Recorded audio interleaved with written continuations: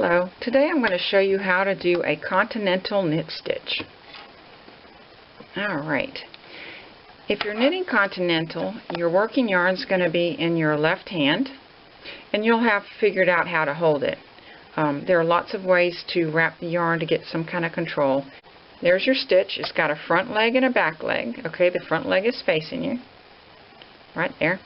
You're going to come in from the left side of that stitch, and you're going to go to the back, underneath your left hand needle. And when you're back there, you're going to scoop up the yarn in that direction and just bring that yarn back forward.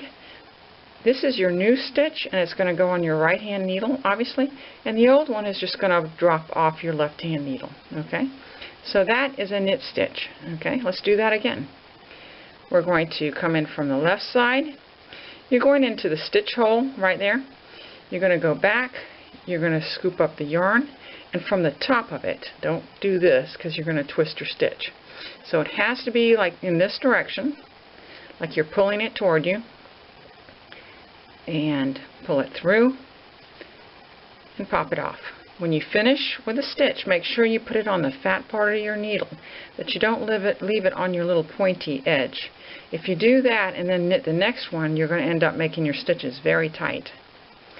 And knitting's already enough to do without having to deal with tight stitches. Okay? So once again, left side, go in the hole, pick up the yarn, pull the yarn through, drop it off. So the trip of the right hand needle is just go in the hole and back out the hole. Same way. Don't make it hard because it's going to be harder to get out or impossible. There you go.